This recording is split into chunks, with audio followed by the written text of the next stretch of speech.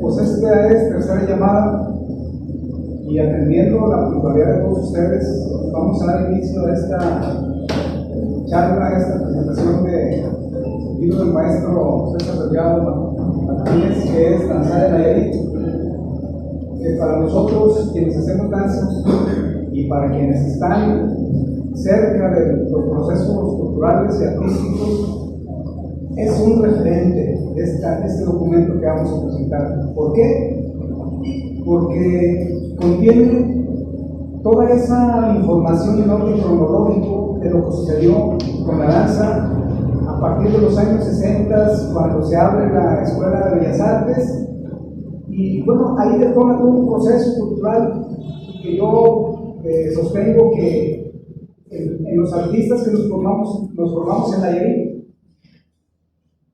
está nuestro ADN, está en nuestra formación, está en nuestra preparación, y los que hacemos arte y cultura en Nayarit, ahí está en nuestras células, en nuestro subconsciente, en nuestra piel, esa formación que sucedió en aquella época, en 1961, a raíz de que la maestra Socorro Sánchez trajo a bien para nosotros lo que conocimos por mucho tiempo, la Casa de la Cultura. ¿Sí?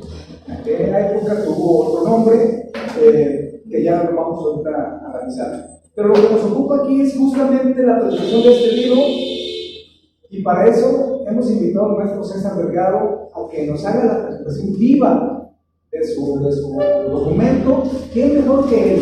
Él que sintió en la piel cada uno de los instantes, cada tecla que pisó, en términos musicales, hay que alguien en cada corchea que pudo haber hecho, o cada posición dancística para nosotros, pues aquí está. Entonces, nosotros somos el Consejo Ciudadano para el Fortalecimiento de la Danza en Nayarit. Somos una organización de carácter civil que nos hemos organizado en el 2012, ya hace 13 años. Nos dimos a la tarea, algunos de nosotros, de convocar a los directores e integrantes de grupos que pudieran de alguna manera sumarse con nosotros para empezar una cruzada para el fortalecimiento de la danza. Hasta ese momento la danza se encontraba dispersa y cada quien hacía sus cosas por su lado, y ahora nosotros, como un gremio organizado, por 13 años consecutivos desarrollamos actividad dancística organizadamente. ¿Sí? Cada 29 de abril nos convocamos en una jornada por una semana para festejar el Día de la Danza. Al menos una vez por mes vamos a las comunidades, no nada más de Tepic, sino a los pueblos también, con un proyecto que nosotros le llamamos La Danza Toca Tu Puerta. Nos convocamos ahí muy temprano, en un coche de nosotros, ponemos una bocina y hacemos perifoneo, invitamos a la gente y le decimos que a las 4 de la tarde estamos en el jardín de tu colonia, ven con nosotros, vas a ver bailar a muchos grupos, y eso sucede. Es un proyecto muy bonito. ¿Y saben desde dónde sale? Desde la sociedad civil, porque creemos nosotros que la danza, que nosotros los formadores del arte y la cultura necesitamos poner nuestro granito de arena para que las cosas funcionen. O sea, yo que fui formador y que fui parte de la estructura institucional, junto con mi maestra América Hernández Rodríguez aquí presente, me doy cuenta que nunca las bolsas de dinero van a ser suficientes. Nunca van a ser. Y luego, por si fuera poco, no la aplican como debieran. El 80% lo gastan en pagar a los empleados. Entonces, nunca hay dinero suficiente. Entonces dijimos nosotros, bueno, pues ni modo. Si eso va a ser el campeón de todos los días, pues vamos a organizar, e hicimos este consejo. Y lo que nos ocupa en esta vez es de que estamos en el tercer Festival de Otoño de la Danza. ¿Qué es el Festival de Otoño de la Danza? Es una expresión de nuestra organización, porque el 26 de octubre es el Día de la Danza en el municipio de Tepic. Algo que nosotros como organización propusimos al Cabildo de Tepic, nos aceptaron, se decreta ya el mando y ya existe el Día de la Danza. El 21 de octubre de este año nos presentamos en el Congreso del Estado a llevar nuestra propuesta para un decreto para que el Día de la Danza sea instituido en el Estado de Nayarit. Y les comento que hay un 80% de avance en eso, con la mano en la cintura nos dijeron que sí lo iban a hacer, que esperaban tenernos para el sábado. Yo la verdad lo dudo en muy poco tiempo, pero si sucede, que bueno, y si no, hay muchas cosas. Bien, con estas palabras mías que sirvan como de preludio, como introducción a lo que va a suceder en este momento, les doy las gracias de nuevo por estar con nosotros, a nombre de todos los 37 grupos que conforman nuestra organización de consejo, y a nombre de los más de 1,500 jóvenes que están dentro de esta organización, y a nombre también de todos los padres de familia y amigos. Somos una organización muy grande. Sin más, vamos a iniciar, ¿sí?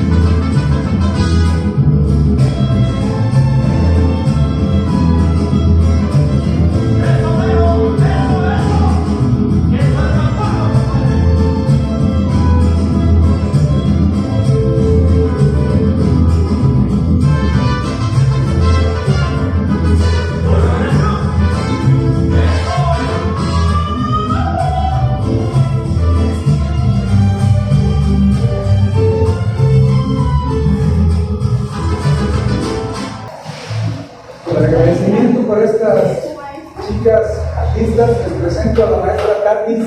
Por favor, maestra, póngase de pie. Ella es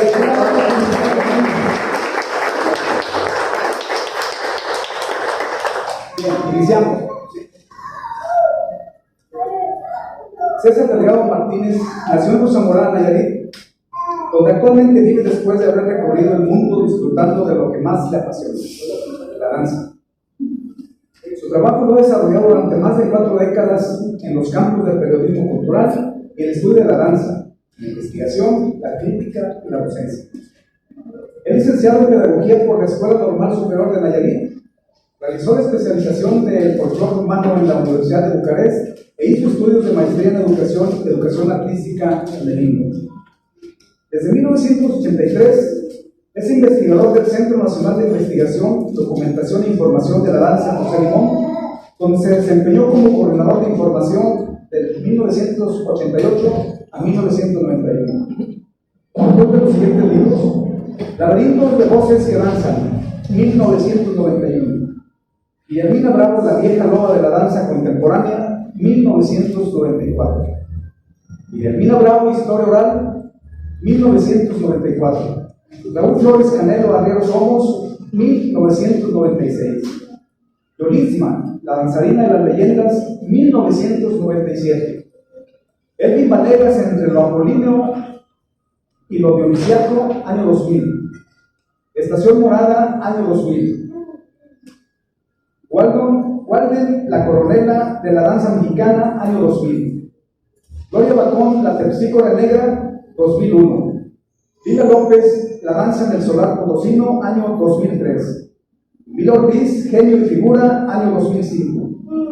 Nelly Campobello, Crónica de un secuestro, año 2007. Crónicas y personajes mañanitas, año 2008. Coordinador del Diccionario Biográfico de la Danza Mexicana, publicado por la Dirección General de Publicaciones de Conaculta en el año 2009. Ha ejercido la crítica de la danza o el periodismo en los periódicos nacionales Excelsior, La Jornada, Milenio Diario y Nayarit Opina Milenio. Ha colaborado en las revistas Plural, Blanco Móvil, Educación Artística, Danza y Teatro, Música, Danza, Tragaluz, la Pirueta y Zona de la Danza, entre muchas otras. También ha publicado textos en España, Alemania, Estados Unidos, Nicaragua, Venezuela, Italia, Ecuador y Japón.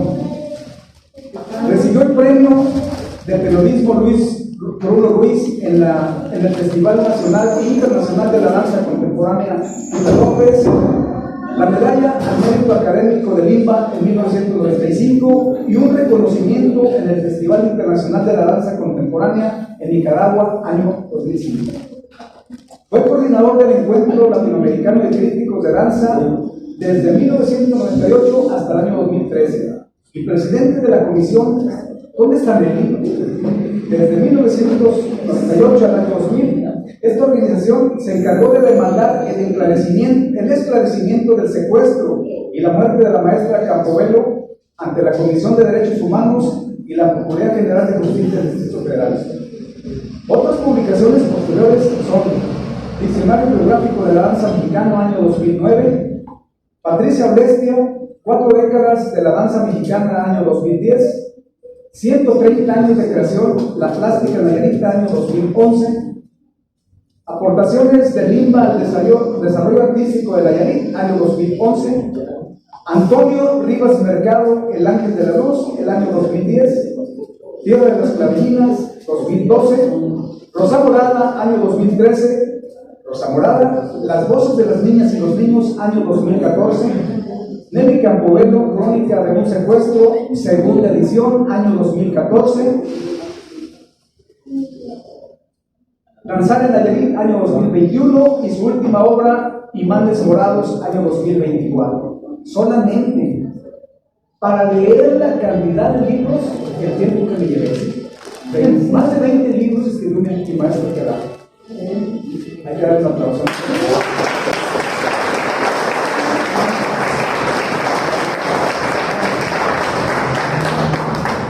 Recientemente recibió la medalla Ignacio Manuel Altamirano como galardón a su antigüedad y constancia, y ahora con nosotros para la realización de la obra que representa para el gremio del arte de la danza de gran importancia por el registro cronológico que nos lleva a los antecedentes de la danza academizada en Nayarit. Crónica que retrata fielmente todos los procesos de la matriz misma, desde la raíz que nos dio vida a la danza institucional allá a inicios de los años 60 del siglo pasado, 1961 para ser preciso, de nombre Centro de Dirección Artística Guadalupe Posada, dependiente del Instituto Nacional de Bellas Artes y Literatura, que tuvo bien traer para nosotros la maestra Socorro Sánchez Vázquez, que a donde quiera que se encuentre en el infinito le mandamos nuestro saludo y nuestro aprecio, que nos acaba de dejar en esta vida terrenal hace pocos días. Institución recordada en el Tepic de la época como Casa de la Cultura, y que a la postre los artistas formados en Nayarit traemos en nuestro ADN. Con nosotros el maestro César Delgado Martínez para presentarnos su obra Danzar en Nayarit. Gracias por su atención.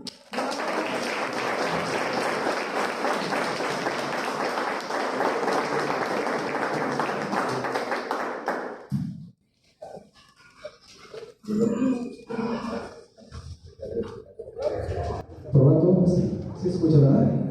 Ojalá se escucha mejor que como me escuché yo.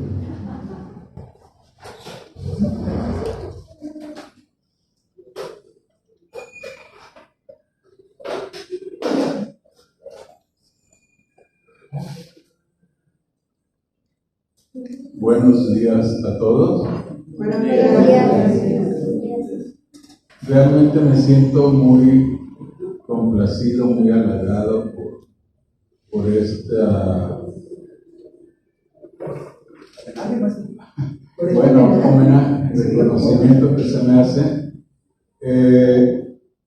Siendo pues que uno no trabaja para que le reconozcan su trabajo, o sea, uno trabaja porque no tiene nada más que hacer más que trabajar en la vida. Y si no hacemos algo, pues no tiene caso estar aquí sin aportar algo, sin construir algo. Mi vida ha sido muy contradictoria en todos los sentidos, desde el lugar donde nací,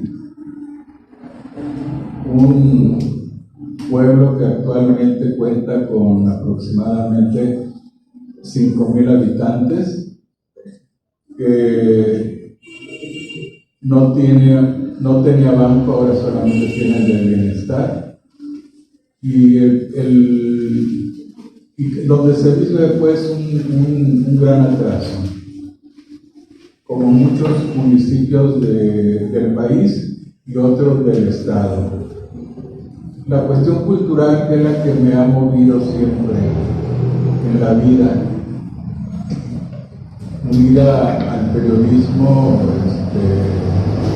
esas son, digamos, mis dos vocaciones, fundamentalmente la danza y el periodismo. Llegó el momento en que se tuvieron que unir, no podían ir separadas una de otra. Estoy muy agradecido con los organizadores, con el maestro Sergio Damián Santiago Montes, a quien admiro y respeto, con todos los que conforman esta organización, que me parece algo extraordinario, ya que pues siempre hay que, como les digo, siempre hay que hacer algo, siempre hay que construir.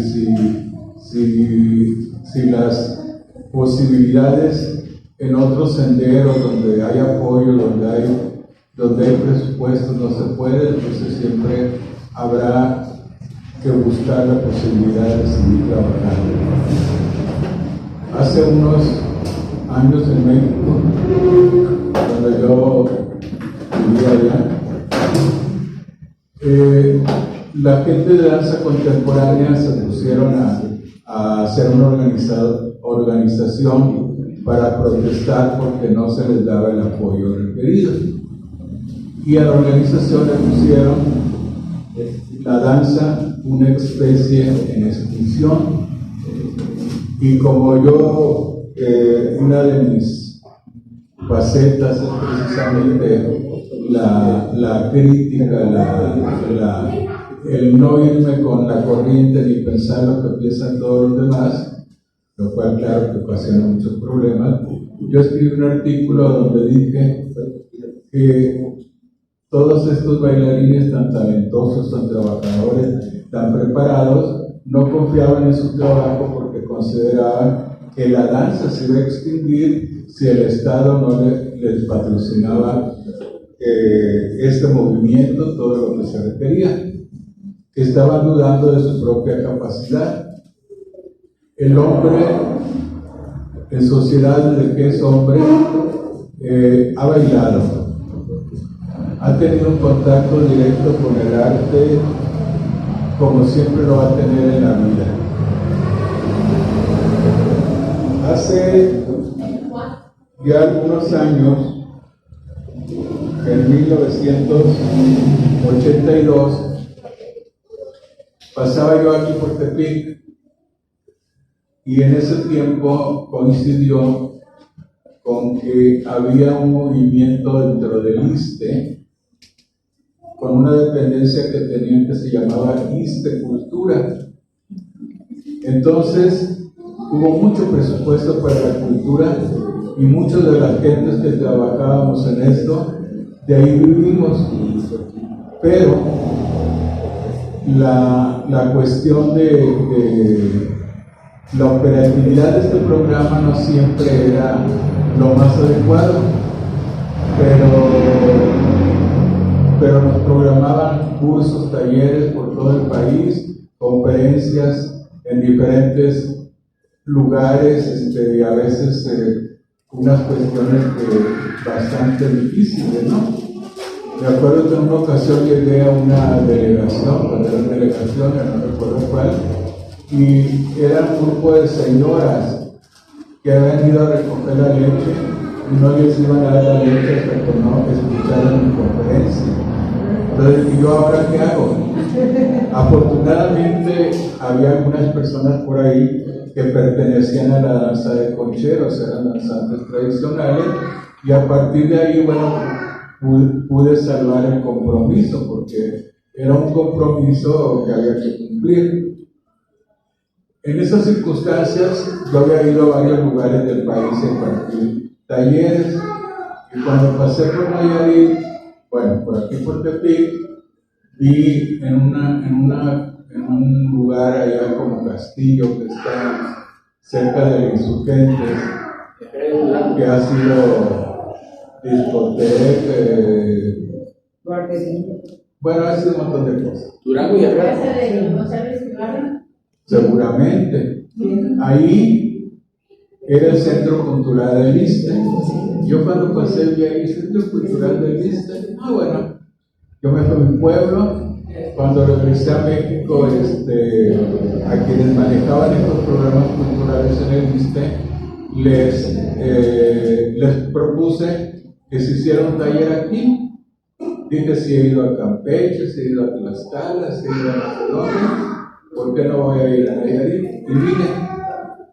Y me encontré con una gran sorpresa.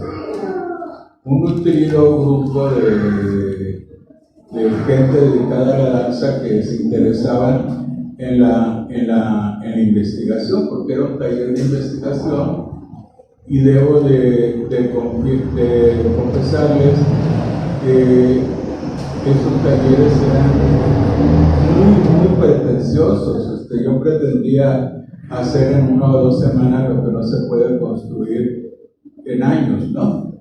Total que sin embargo, encontré gente muy valiosa que estuvo en este taller y que fue como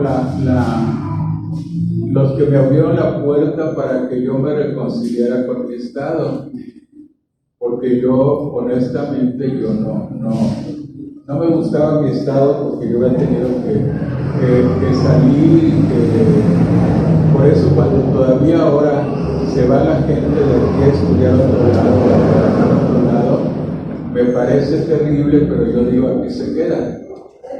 ¿A qué se queda la gente aquí que se dedica a la cultura, al arte, no? Y por eso muchos artistas talentosos, trabajadores de la cultura, investigadores, etcétera, de Nayarit hay en otros lados, ¿no? En esa ocasión, en este grupo estaba Sergio Sartiaguín y José María Castro. Estaba el profe Ramón Torres, estaban, ¿tú te acuerdas, no, Sergio? Roberto Santillán, exactamente. Sí, era un grupo, pues, bastante numeroso y muy interesado. Entonces, bueno, terminó eso, yo me fui a seguir con lo que tenía que hacer, y de repente Sergio y José María, que trabajaban en aquel famoso canal que hubo, que tenía unas instalaciones, si no eran funcionales o bonitas, cuando menos eran grandísimas, ¿no? La cultura nunca ha vuelto a tener un espacio tan grande como el que tuvieron ahí, ¿no? No sabemos qué será, creo que ahí fue esta escuela de enfermería. Sí. Secretaría de Salud. Y esas fueron de las pérdidas que empezó a haber Nayarit con la desaparición del Icanay, que bueno, no vamos a hablar en este momento porque no es el tema, pero desde ahí ya pues se empezaron a ver las pérdidas en la cultura. Entonces, invitado por ellos y organizado por ellos, vine a impartir un taller que fue pues como la continuación del primero y ya más afianzándose esto. Inclusive me acuerdo que hicimos un trabajo de campo en Pantanal y descubrimos muchas cosas sobre la danza, ¿no? Posteriormente, bueno, la relación fundamentalmente con Sergio y con José María ha sido muy constante y muy fluida. Para mí son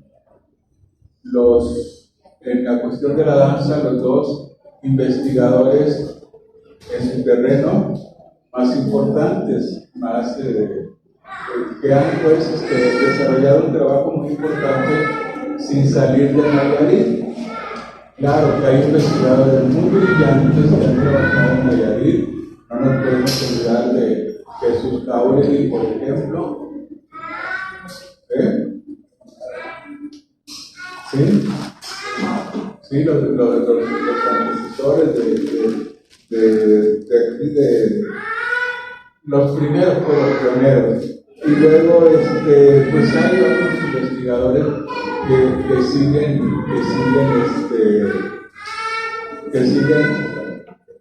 produciendo su trabajo.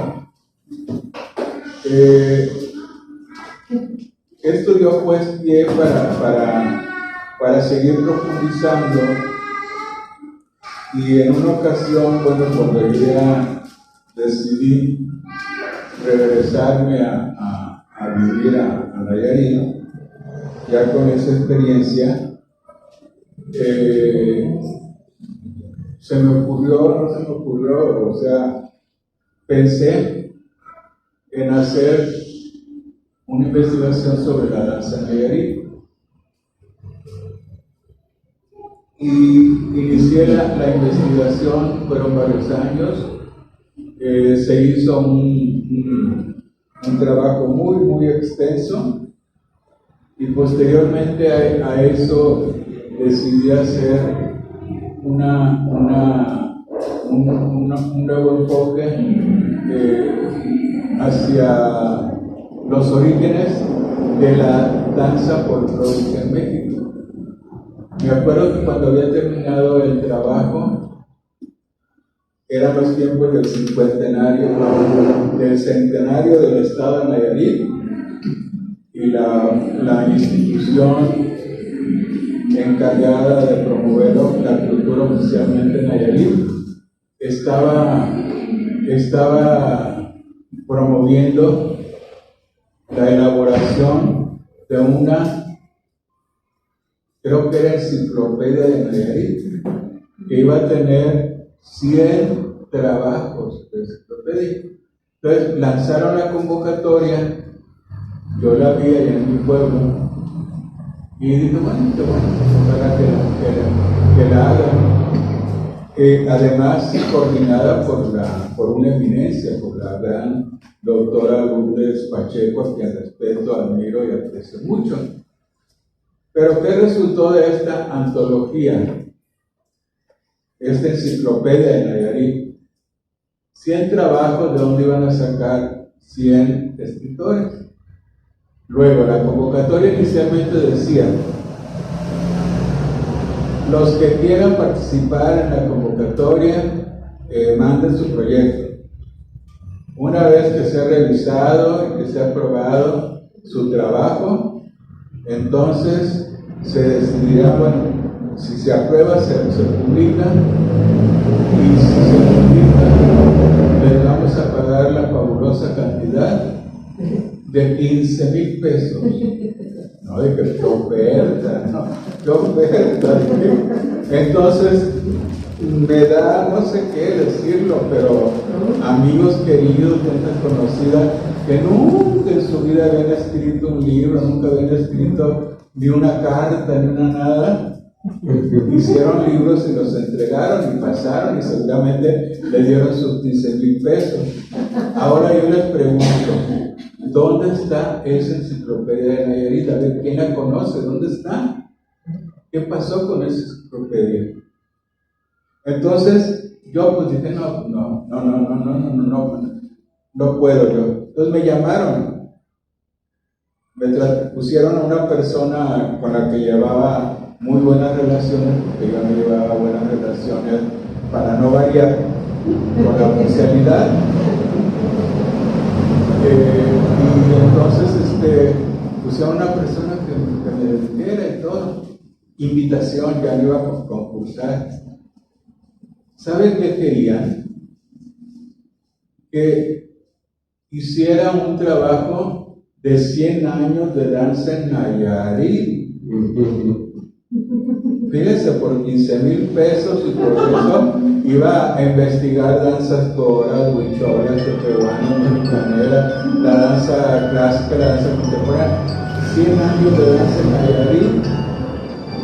Entonces me propuse hacer algo, pues, que se pudiera publicar, y salió este libro, Danzar en Nayarit. Yo, el año del centenario, quería publicarlo con una editorial que se llamara Los Festejos No Oficiales. Pero desgraciadamente no sé qué pasó, total que pasaron 1 año, 2 años, 3 años y no lo podía publicar. Y cuando ya estaba resignado a que, bueno, yo no aceptaba que no se publicara en papel. Para mí, pues soy del siglo XX, o sea, lo que no existe en papel para mí no existe. Desgraciadamente, hoy ha cambiado todo, pero pues yo soy del siglo XX y yo quiero ver el libro y tocarlo y palparlo y olerlo y no sé. Y entonces, como no se podía publicar, yo tenía la opción de publicarlo en el repositorio de investigación que tiene el INVAL en su página web. Los libros que me ha publicado el INVAL, ahí se pueden encontrar todos los que me ha publicado el INVAL, y la entrada es gratuita, se pueden imprimir y todo, y no cuesta nada. Entonces yo tenía esa posibilidad de Danzar en Nayarit, subirlo ahí y ya esperar a ver qué sucedía.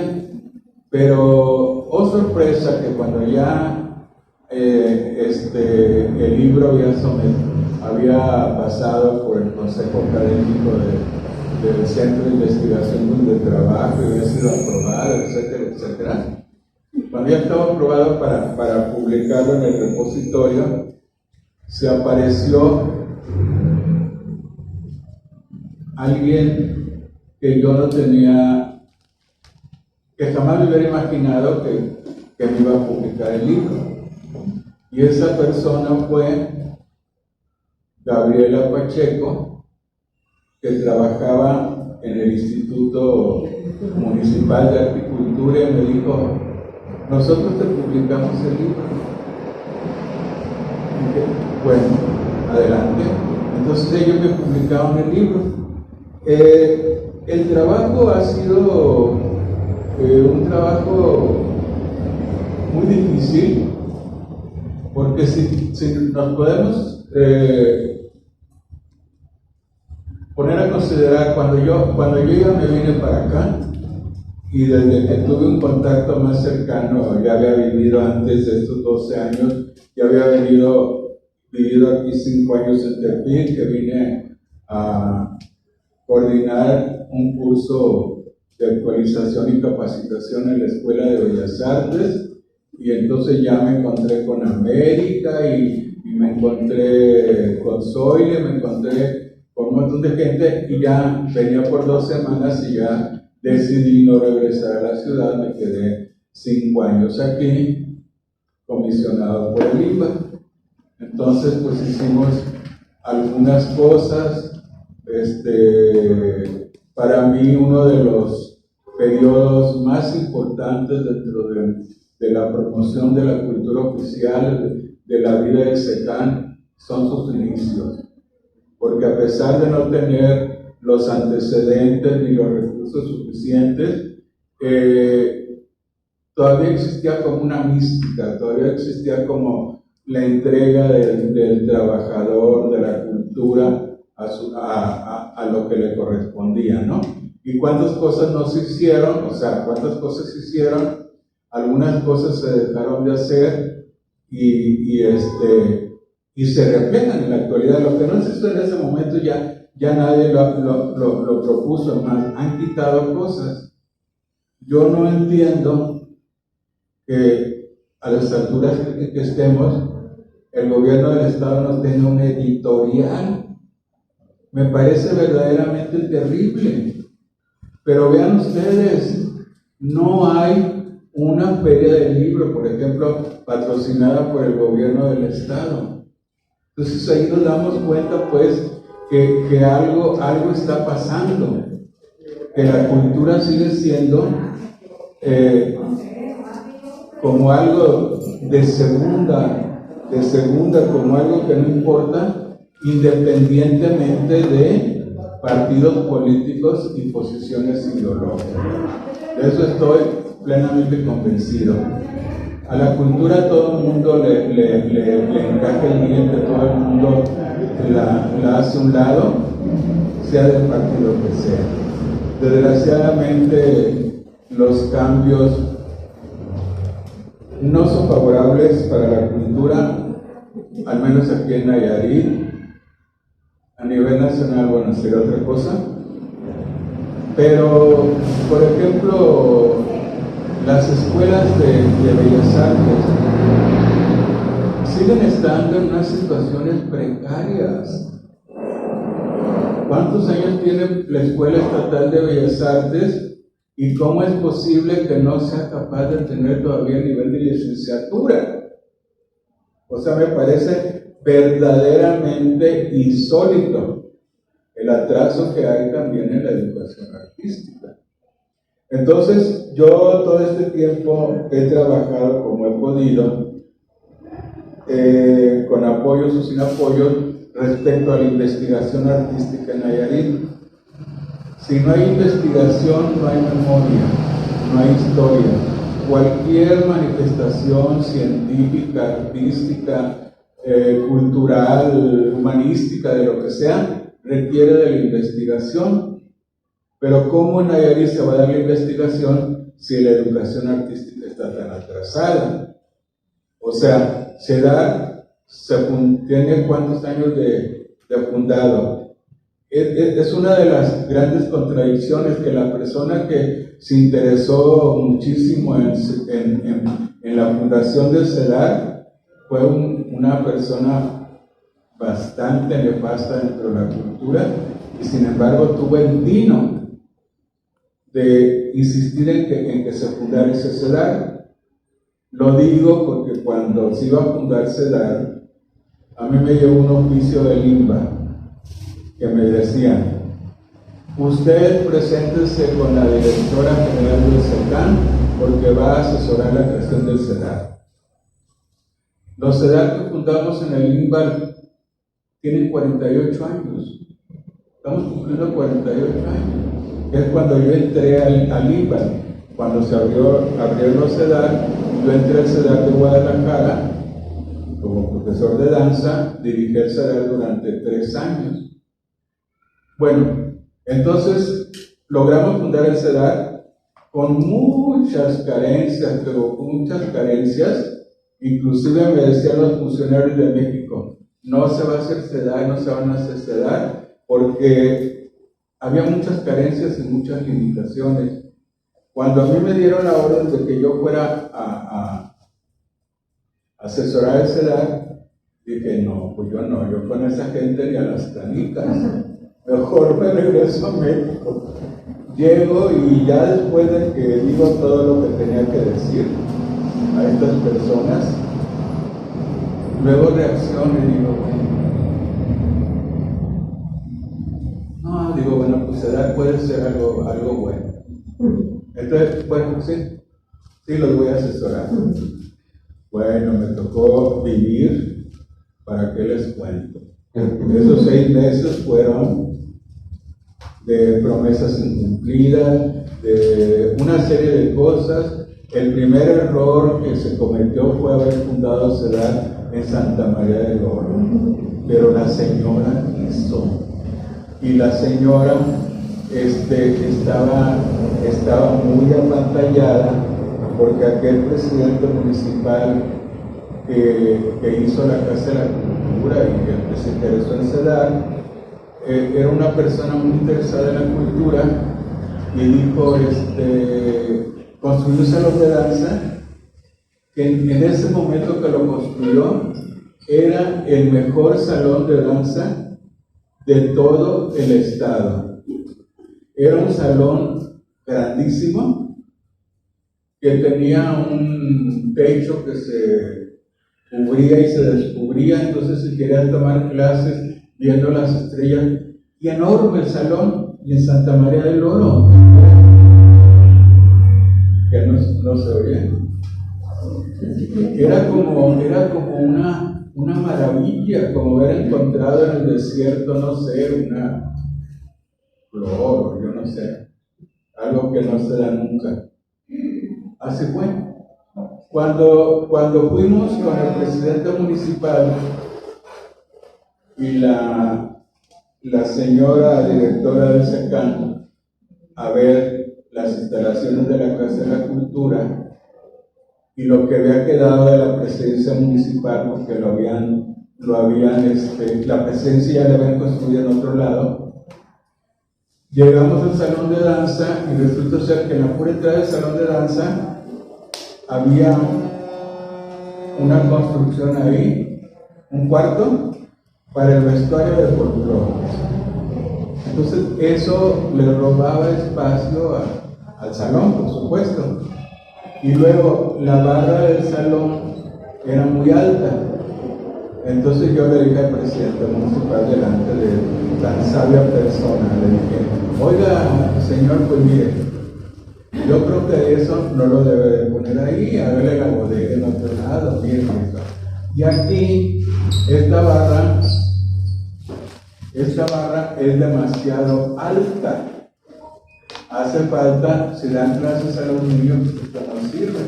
No, dijo la señora directora del SECAN, así está bien. Y yo volteé y la vi. Qué bueno. Yo les dije, o sea que la barra, si iban a dar clases para niños, las barras se iban a colgar como los niños como changos, yo creo, no sé, porque no sabía ya cómo era un salón de danza. Entonces, con eso, entonces todo eso en contra. Luego, la encuesta que aplicamos para ver si iba a haber población que se interesara en estudiar un bachillerato de arte, fracasó la encuesta. Estuvo mal planteada.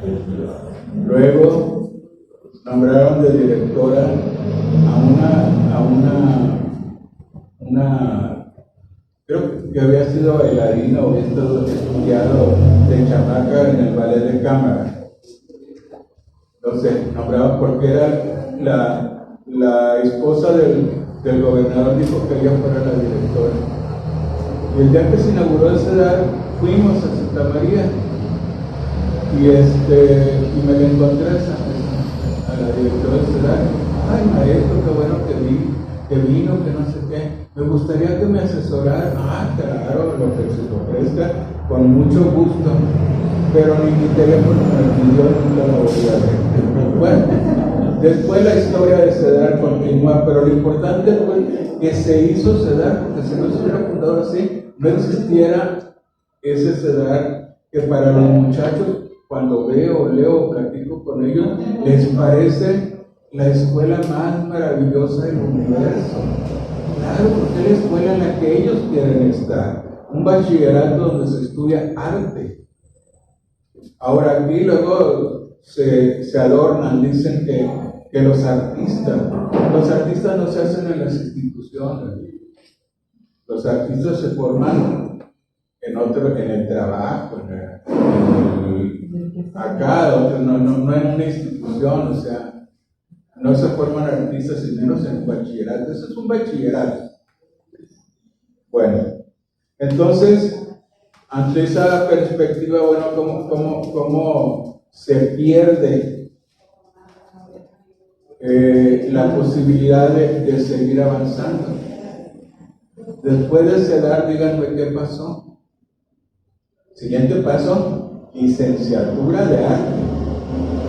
Ahí están las escuelas, yo no sé si realmente tienen validez de la SEP o no, que le pueden dar a los estudiantes, ¿no? Que eso es importantísimo, la profesionalización del arte. Una de las cuestiones por las cuales se desprecia el arte todavía, se le ve con desdén, es la falta de profesionalización. Y un pintor, un bailarín, un escultor, un grabador, un escritor puede tener un grado académico como cualquier abogado, médico, contador. En cuanto a arte, ya hay doctorados en arte. Entonces, y aquí, mientras en otros lados hay doctorados en arte, aquí estamos en el nivel de que tenemos un bachillerato de arte. Pues dice uno, ¿qué pasa? Y luego ha habido periodos donde desgraciadamente se ha lucrado, ha habido malos manejos de los presupuestos, ¿no? Como la fábrica de Bellavista en que quedó, el gobernador innombrable decía que iban a poner un centro de las artes escénicas, el mejor del noroeste de México. Entonces, y lo que más, a mí no me extrañaba oír a un gobernador de esos, ¿no? Porque decía, este festival, Amado Nervo, es más importante que el Cervantino. A mí lo que sí me caía así como que no me gustaba que el titular de cultura tenía que repetir lo que el gobernador decía. Bueno, el gobernador dice porque es ignorante o quiere quedar bien, pero tú que sabes de esto, ¿por qué lo repites, no? Entonces un titular de un consejo de cultura en Nayarit diciendo que el festival Amado Nervo era o iba a ser mejor que el Cervantino, pues dices, ¿qué estás haciendo aquí? Total que dentro de todo eso, bueno, la investigación es algo verdaderamente pues difícil, porque hay que dedicarle tiempo, hay que dedicarle espacio, hay que dedicarle, luego viene la etapa de la publicación. Respecto al libro, les quiero decir que efectivamente parte de los años 60 hacia, digamos, cuando se terminó el 2000, ¿cuándo fue el centenario? 2017, ¿no? Sí, prácticamente. Se publicó en 2021, pero ya no lo alcancé a actualizar, ya no lo pude actualizar, porque así se tenía que publicar como estaba, no se publicaba. Entonces, en los años anteriores a la fundación, precisamente en 1961, del Centro de Educación Artística José Guadalupe Posada, que estaba aquí por Hidalgo, yo creo que tumbaron esa casa, era una casa maravillosa, era como de este tipo, ¿no? ¿Cuál? Pero, ¿dónde está qué? Donde está la Comisión Federal, donde está el Museo Cinco Pueblos. Bueno. Donde eran antes el Cuatro Pueblos. Sí. No, pero no, esa casa no. No, más para acá. Sí, La de acá. más para acá, sí. La tumbaron, yo no sé cuándo la tumbaron. Más para acá, porque era por Hidalgo. Tenía una casa que tenía 2 patios. Y todavía en el patio de atrás tenía otra construcción de 2 plantas. Entonces, era un lugar extraordinario para empezar con la enseñanza del arte en Nayarit. Socorro Sánchez Vázquez lleva de México, hace una serie de trámites, en la Ciudad de México conoce a Federico González Gallo, que era en ese tiempo el líder sindical de la sección 20, ella buscaba un lugar para fuera de la Ciudad de México para irse a estudiar a su escuela. Entonces él le dice, bueno, pues vámonos, yo la recomiendo con el gobernador. El gobernador a los poquitos días se fue en esos días, y el gobernador entrante fue el que le tocó los 4 años que estuvo el Centro de Iniciación Artística, que se le conocía como el INBA. Este era el INBA, fíjense, el Instituto Nacional de Bellas Artes estuvo aquí 4 años, y entonces el gobernador que apoyó a Socorro y todo fue Julián Gastón Mercado. O sea, y ahora cuando murió Julián Gastón Mercado, pues le tuvimos que hacer una observación al SECAN. Ponen una esquela, pero no saben la historia, no saben la importancia que tuvo en el desarrollo cultural de Nayarit. Se lo dijimos, pero como no se reconocen los errores, eso es muy clásico de toda la vida, de que alguien que se equivoca es incapaz de decir me equivoqué o voy a hacer otra cosa.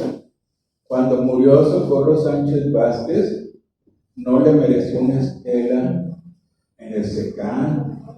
También se lo dijimos, oye, pues, si no sabe la historia, aquí está. O sea, no leen. Bueno, entonces Socorro está a los 4 años. La escuela tiene un gran despegue, pero sobre todo en danza. En danza tuvo mucha aceptación. También en artes plásticas, de ahí salieron algunos pintores como Pedro Casán, Juan Lamas, Rocío Maldonado, Susana Chaurán, nuestra querida amiga, y en danza pues salieron los del primer grupo que fundó Socorro Sánchez Vázquez, el grupo Nayar. Digamos que las figuras más destacadas de esa época fueron José Ángel Andrade y María Zoila Nava Mesa. Ángel nunca quiso irse de aquí. Zoila aprovechó y realmente hizo un trabajo espléndido en la Ciudad de México, y después regresó, pero ya fue otra cosa. El grupo Nayar en esa época, después de que se fue Socorro, porque Socorro no nos queda claro si realmente ella era tan poderosa para decir me quiero ir. Por lo que me dijo ella en una entrevista, lo que doy por válido, que le dijeron se tiene que ir a Mazatlán, a Sinaloa, por cuestiones políticas. Ya no quieren tener ese centro ahí. Ella sí me lo contó, no tengo que dudarlo. Y entonces dice que cuando iba con sus hijos, su esposo, no sé, para Culiacán, al pasar por Mazatlán, sus hijos se encapricharon y dijeron, nosotros queremos quedarnos a vivir aquí. Y que ella decidió quedarse en Mazatlán, y ya, lo mismo que hizo aquí, hizo allá. Consiguió una casa, empezó a organizar todo, pero no sé, pues, eso no logré saber por qué cuando ella se jubila, desaparece en el Centro de Iniciación Artística. Y eso es muy importante porque esos centros de iniciación artística se fundaron como por 1930 en la época del general Lázaro Cárdenas, pero se fundaron en la Ciudad de México, 4 que todavía existen. Y el único centro que había fuera de la Ciudad de México era y después se hizo en Mazatlán.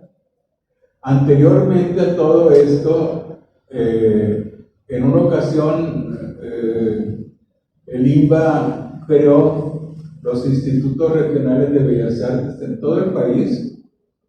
En todo el país había instituto, se llamaba Instituto Jalisciense de Bellas Artes, Instituto Potosino de Bellas Artes, que por ejemplo todavía existe. Quedaron 2 o 3, y en Nayarit nunca hubo un instituto en Nayarit de Bellas Artes. No entiendo, nunca he logrado entender ni saber por qué no se pudo hacer eso. Entonces esa fue pues un atraso. Después tenemos la experiencia, antes del Centro de Iniciación Artística, del internado Juan Escutia. Viene un capítulo muy amplio donde se habla de qué hacía el internado e inclusive tenemos fotografías porque los internados pertenecían a la SEP y era un programa nacional de que en todos los internados se tenía que enseñar danza y hacían concursos, y en los concursos hicieron un libro en 1957, fue lo de los internados, bueno, en el 57, donde van las monografías de las danzas que se llevan de cada internado. Por ejemplo, aquí es bien interesante que está la danza del urraca, por ejemplo. Y luego, entonces había un maestro de danza que no sabemos, se perdió su nombre, si él lo sabe, era el que daba las clases de danza, y que inclusive a Socorro Sánchez le enseñó una danza que se llama Dan Mariteca, y esa danza creo que es música. ¿La danza de dónde es? Huichola, con música cora. Entonces así se quedó, y inclusive se sigue bailando Dan Mariteca, pero con ese cambio, porque es muy importante decir que con la academización de la danza, con la enseñanza de la danza en una institución, sea profesional o no, la danza cambia, ya no es la danza tradicional. Entonces, durante muchos años duramos peleándonos que cómo se llamaba la danza, si era folclórica o no era folclórica. Finalmente se reconoce que la danza folclórica es la que se enseña en las escuelas, la de los ballets folclóricos, y que la danza de los pueblos es la danza tradicional. Entonces, esas batallas que todavía se dan, esos pleitos tan inútiles y tan ignorantes de que este grupo baila la versión original, no es cierto. O sea, las versiones originales solamente existen por el Además, la creación, por ejemplo, de todo esto que se hizo en Nayarit, de sones y todo eso, sobre todo sones, ¿no? Responde a una política de Estado, una política cultural que se da en todo el país, donde se trata de que cada Estado tenga un elemento cultural que lo identifique. Y ahí es donde está la trampa, porque en muchos lugares inventan los bailes, inventan los trajes y dicen que eso es lo tradicional, que eso es lo del lugar. Entonces, también aquí pues sucede eso, pero la pionera de Socorro, luego llega el maestro Jaime Bontello, digamos que ellos tres son los continuadores de la obra de la maestra Socorro Sánchez Vázquez. Socorro se fue muy pronto, la mera verdad. Pero por ejemplo, otra cosa que hizo Socorro fue la fundación del mariachi tradicional, que le llaman mariachi tradicional Cora, que no es Cora, pero le llaman Cora, ¿no? No sé por qué. No. Es su nombre.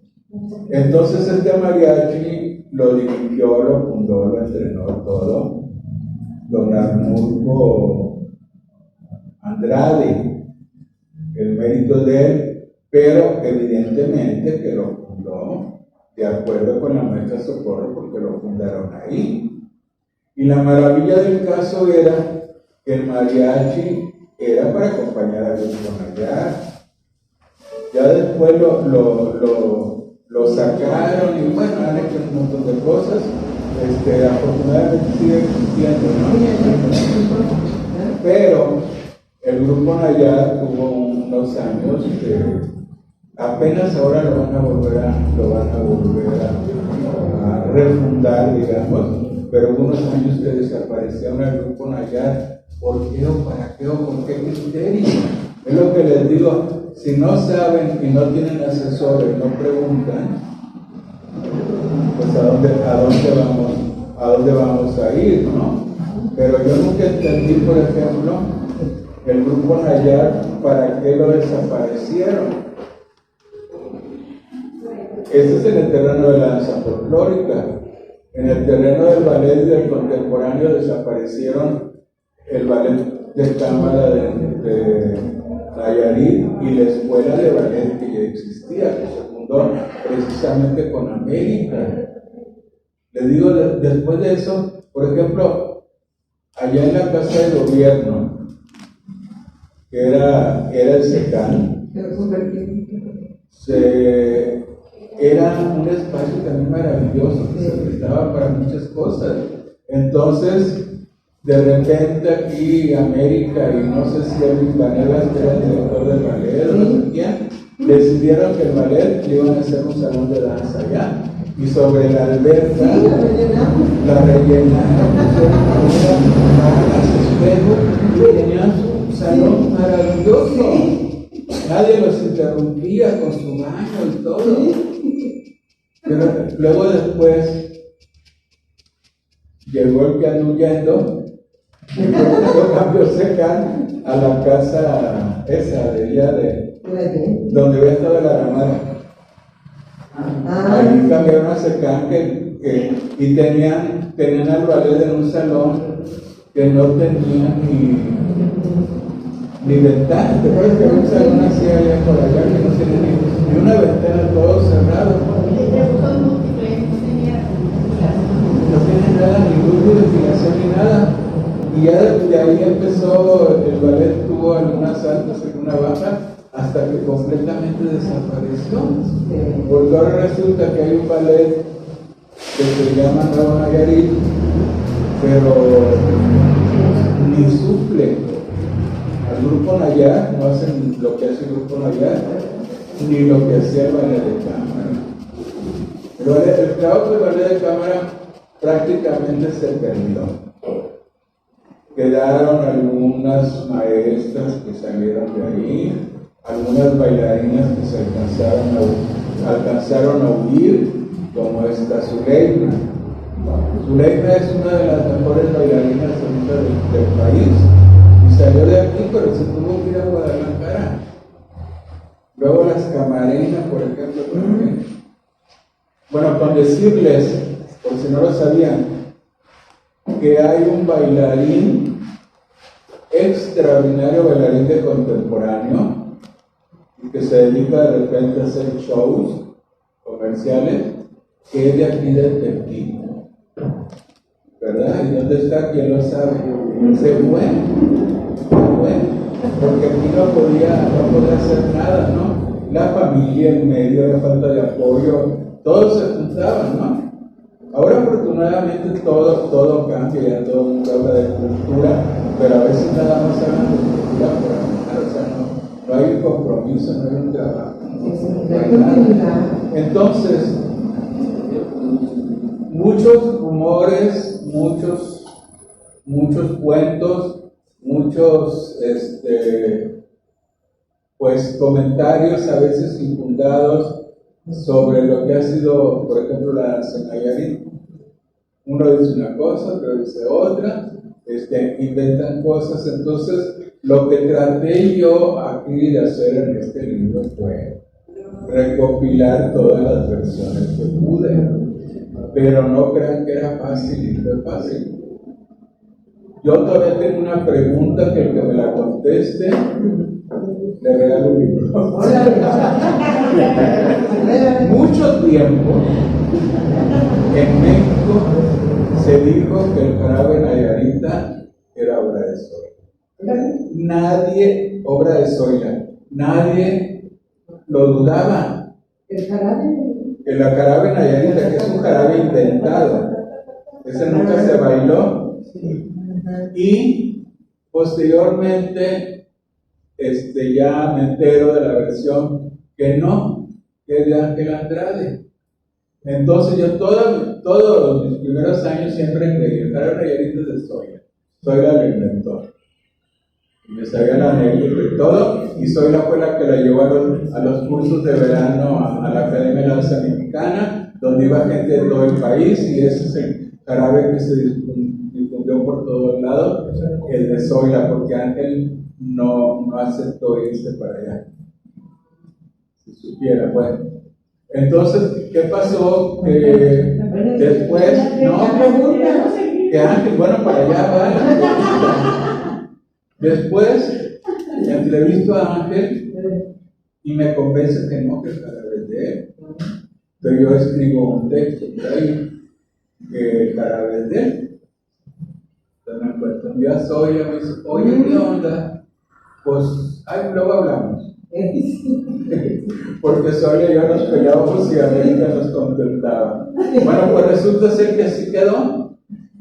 Y al final de cuentas, a la hora de escribir el libro, no pude determinar, no encontré quién era el autor del jarabe. Cada uno tiene su propia versión y la tiene tan bien armada.